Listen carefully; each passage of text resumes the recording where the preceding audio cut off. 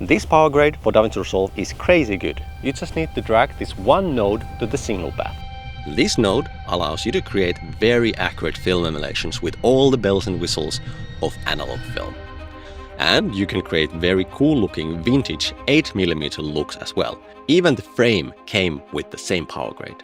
This PowerGrade allows you to create these very three-dimensional looking black and white looks as well. And you can bend it to create very clear commercial looks as well. And it even includes these physically accurate diffusion filters that after getting this PowerGrade, you don't need to buy those expensive filters on top of your lens anymore. These look exactly like the real thing.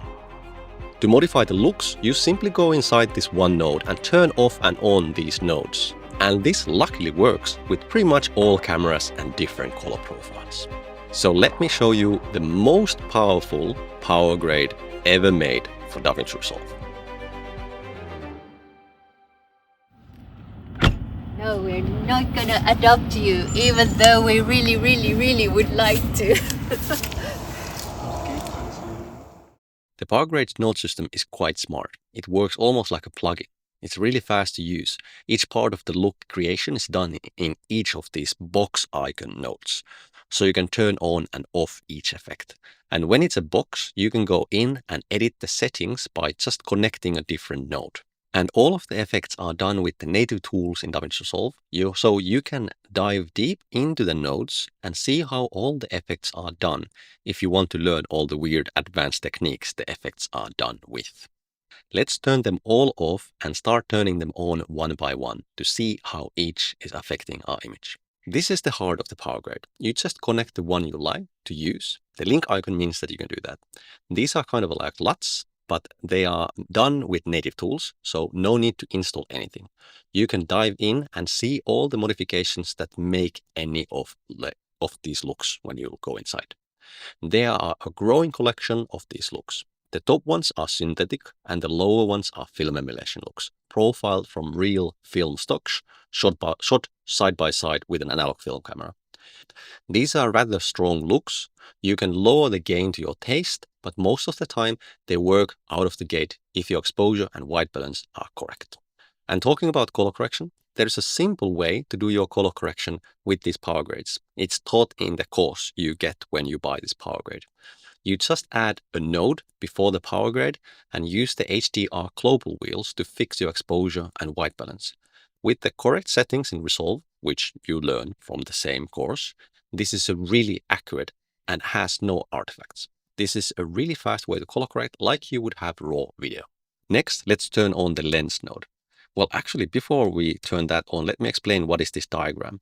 So this is a diagram where about here you feel like it's reached full white, that it's not getting any more whiter, like the maximum white is here.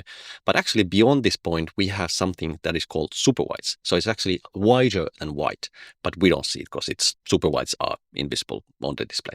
Anyway, when I turn this on, you can see how the effect is still getting stronger and stronger and stronger and stronger and stronger the more we get to the right, and that is important.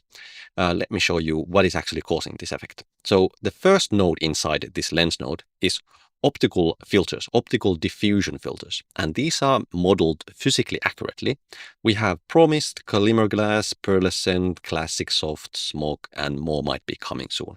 And even when we go inside, we can change the strength of the effect based on the parameters we choose here. And you can, like, when there's a link icon, you can kind of easily choose that. And these are modeled after real diffusion filters. So these are actually so accurate that I no longer think there's a point of bringing diffusion filters on set and put in front of your class.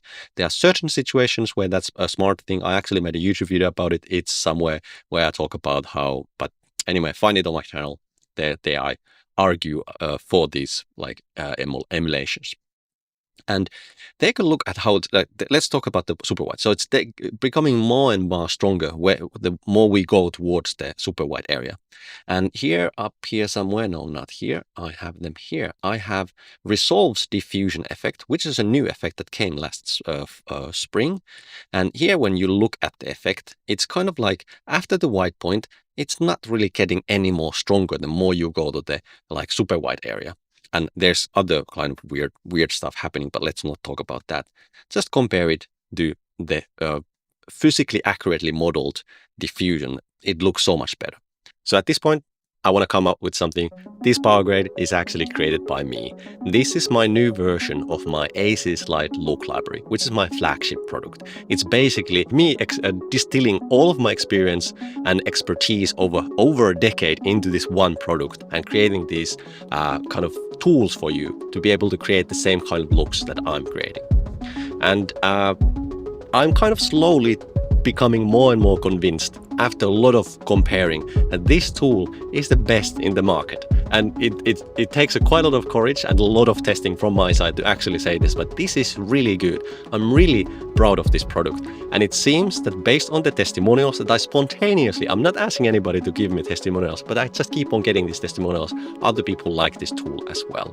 Here's a few examples. This one came yesterday. You can pause if you want to read the whole thing. And this one came today, and you can read again, you can pause if you want. And this one came today as well, and again, you can pause if you want to read it. There's a link in the description where you can go and check more information about this product. And yeah, hopefully you will be starting to use this same PowerGrade very soon. Yeah, enough of bragging. Let's get back to looking into the nodes. Okay. So what else is inside the lens node? We have a chromatic aberration, and this is, let me actually find a good candidate for this image. This one, this is a good, here we can see very clearly. So this one is an like a weird effect that happens where let's turn these off, and that one on. Let's turn the optical filter off for now. And there we go. This is a weird effect that happens on some lenses. And that is that these dots on the frame start to have this comet-like trail. And when you go inside it, you can change the strength you want this effect to have. And this might not sound so interesting, but just take a look at some of these images. It just gives a really nice look to the images. Now it's very strong, but for example, the medium. And when you have it, you don't even realize it's there, but it just gives some kind of something, and emulating like old lenses here. So that is really nice. And then there's chromatic aberration that gives, let's find a good one for this, maybe this one. This one gives this blue and red fringe, like this kind of like color separation to the edge of the frame that is like subliminally really cool. Then we have a vignette, and I guess that's about it for the lens emulation. And yeah, I really like this node. The next node is called film, and it is actually not the kind of like the color. It's not giving the color, but it's giving other film-like effects. So the first one is halation. That is this iconic red small halo around bright areas. And this is very accurate. It's similar to the optical filter emulation, that this respects the super whites. So it's getting brighter and brighter and brighter the more super white territory we go. And that is actually the common issue with resolve effects. So for example, if we connect the resolves halation effect here, you can see that around there at the super white area, it's not getting any more. It's actually, I don't know where, but maybe even here, it's just kind of flat lines. It like plateaus. It's not getting any brighter. This gray arrow has more or less the same amount of halo as the super white area. And when you compare it to this one, this is much nicer. And in the halation, we can change the size. We can actually go to super, like extra large. And now you can really see how the super white area is getting more and more stronger. And take a look at this. This is actually an important part of halation as well. It's like the light sources are getting slightly bigger as well when we turn, this off and on. You can see that it's growing in size as well, which doesn't unfortunately happen with the resolve halation. That is not so well. This just looks better. Okay. And then there's another cousin of halation, which is aura. And aura happens in some lenses. It is this kind of like that the brightest areas, not just the brightest areas, not all of the like areas, just the brightest area start to glow like this kind of like red color. And it's in some lenses, so you can turn it on and off depending if you like it. And again, this is a box, so you can make it even extra large if you so desire. Okay. And then let's find a good candidate for this one. This one is bloom. So this is kind of trying to emulate when like your image, when you shot it with analog film, it has this kind of like softness to it. So this is kind of giving that bloom. So then we have scan dust, which is a very special kind of very, very subliminal effect that it gives this kind of like white dots like here, there, there to your image. It almost is like it's trying to emulate how would it look if you would have dust when you're scanning your film. And then the film damage is the opposite. So when you turn this on, you end up having like these like black dots and some scratches and things like that in your image, if you like kind of some kind of a vintage look. And then breath is when the image starts to flicker. When I put the playback resolution to 1/4 and play this, you might see it in the image. It's kind of like the exposure is flickering, like it would be like a shot on a. I don't actually know where in the pipeline this effect comes from, but it just sells the effect a bit better. The next node is called frame, and let's turn it on. And it gives, when you just turn it on by default, it gives this like film effects. And let's actually bring the resolution back to full, because now we don't have to play this. It has these perforations. It has this textured frame. Just take a look at this frame. It's like this nicely textured frame around the image. And when you go inside it, you can see these effects. So let's turn them all off. The first one is the frame that gives this textured frame. And it's a box, so you can go inside it and you can turn off the dirty edge if you want. And then that's how it works. Then the film strip makes it into like you're looking at a strip of film. Then the film perforation, I don't know how to pronounce it. You can choose 8mm or 16mm depending on the look. And if you turn the film strip off, now it like comes into the frame nicely. And then here you can make the edges a bit softer if you don't want them to look so sharp, like here's without and here's with. And then gate weave is kind of similar to the exposure flicker, but this is actually like shaking the frame. And again, I'm not quite sure where it's coming from in the pipeline, but like the image shakes almost like it's shot or like projected through like a roll of film. Okay, so that's the frame node. Then let's talk about the compression node. So here we have what we've done before. And when we turn this compression node on, you can see that it's kind of like compressing the tonal range to be more filmic. And when you look inside it, there's actually two compression methods. There's local tone mapping and there's there we go. And there is filmic compression. So let's look in filmic compression first. Currently, there's two compression modes. There is a mid-tone compression, and then there is soft film compression. And they give a bit different look based on what you like. And the nice thing about here is that you can kind of decide if you want this punchy look or if you want the compressed look. And then you can even go inside and choose what kind of compression you like. For example, a soft film, sometimes it looks really nice and soft. And then the local tone mapping is a very different method of kind of compressing the image. And you can see how like the highlights are coming down and the shadows are coming up, but still the midtones keep their contrast. And if you go inside, you have the highlights here. So let's turn that. Well, actually not that one. Let's bring that up. So this one, you can turn off the highlights like coming down, or then you can turn these ones off. And then the shadows come back to where you want. And all of them are done with the native tools, so you can easily choose, like modify them. For example, this shadow is done, apparently if you follow the red dots, you can see that there's a red dot here. So it's done with the curve tools, and something is happening here as well. And then there is this denoise. So if I show the localized map, this is not the same just of just pushing the shadows up. There's this localized map that has details, but some areas are blurred. This is a very advanced technique. There's actually a video on my channel about local tone mapping. You can go and check it out if you want. It's a very powerful technique. So anyway, it's there for you. But personally, I think in this image, I prefer just the filmic. Let's see, I like the soft film for this one. Then let's take a look at the texture node. And texture node basically just means the texture of the film. And let's put it back to full resolution because we don't need to play it now. And there we go, there's the full resolution. So there's different options. There's 60mm grain, 65mm grain, 35mm grain, 60mm and 8mm grain. And the higher the number, the finer the grain. For example, here, and the grain is almost unnoticeable, but if you really zoom in, you can see how it gives this nice grain there. And on the other hand, the 8mm grain has very strong characteristics, so it's really kind of, let's actually choose another one, like a better image where we can see this better. For example, this is quite nice. So here you can see the kind of texture of 8mm grain. So it's really blurring out the details, and it's really baking the texture in it. It's like a certain technique that you first blur the image, then you apply the grain, and then you sharpen it.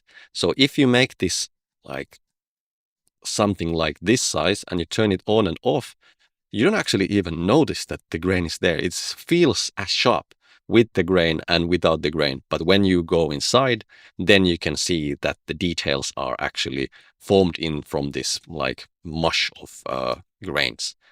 But the method is quite nice of like making it soft, but still making it look like there is like local contrast and texture there.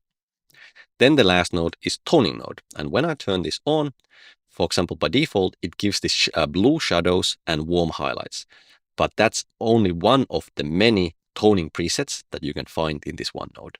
We have just simple warming up. We have simple cooling down. Then we have this cool muted look. We have a warm muted look. Then we have this monochromatic looks that are very like one color, something from a Blade Runner. Then we have the split tone that we started off, and then there's a teal and orange look as well. And all of them, you can go, well, these warm and cool nodes, you can't go inside them, but with the split node, you can go inside.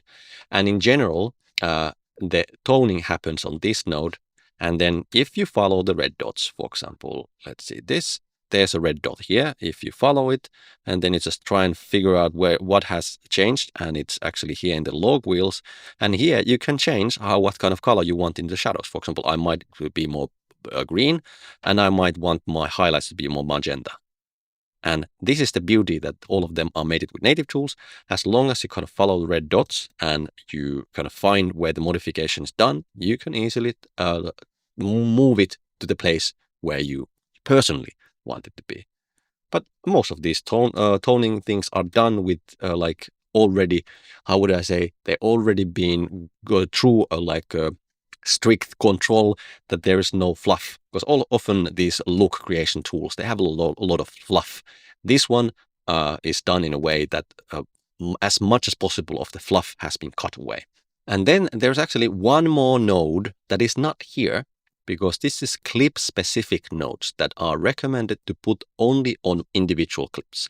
You can see that when I turn off this look node, you can see all of these images turned off, like the effect turned off on all of these clips. And this is the technique that is taught inside the course that is in this product. So whatever I do here in the group post clip area happens to all of the clips at the same time. So it's a very quick way to color correct.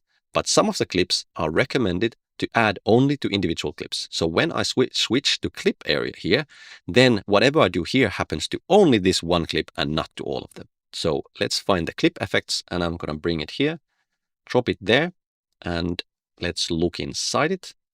And there is first reflections. This one is not very clear. There's no reflections. Let's find a good, better one. Let's find, for example, that one, and let's go to clip area. Let's go on clip effects and drop it here. And now let's look at the reflections. This creates a reflection from the brightest highlights in the image.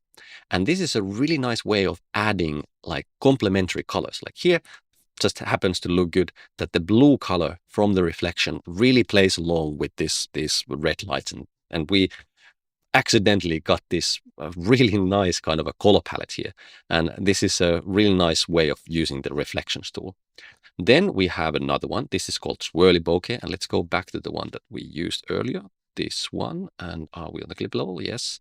So swirly bokeh. And this one is a slow node, because this is a really difficult effect to pull off from the computer. I mean, well, it was really difficult for me to pull it off as well, but let me show you. So let's turn it on and let's wait for a few. Yeah, it wasn't that bad. Okay. Now you can see this swirly bokeh going around the person. So, and let's look inside. And then the last one, let's bring it again. This was a good candidate for that, is the streaks effect. And with this, you can again make like some kind of like a anamorphic look to your footage. And let's adjust it a bit. Let's bring the global brightness down a bit, something like that. And we could add a color, like a color there as well. How about this time we put like a purple, like a red purple color to the those streaks, and they are still too strong. So let's bring the global brightness even lower, like something so it's almost invisible. Like that's the beauty of effects, when you don't see the effect, but it still affects you. So yeah, there's kind of a nice look. So okay, so that's all the nodes, and there's so much power in this. I need to make some videos on YouTube where I show you all the different looks you can do with all of these nodes. And of course, in the course inside this product, you can see, like I will have videos about how like make different looks with all of these nodes. Ciao. Ciao. Is it your cat? Not mine, but No. So here's the link to this PowerGrade. You can go and check out more information about it. There's a lot of use cases and like examples how to use it, so you can get really good impression if this is a good tool for you, and most likely it is. So go and check it out. And while you're here, how about you just subscribe to the channel, and see you around.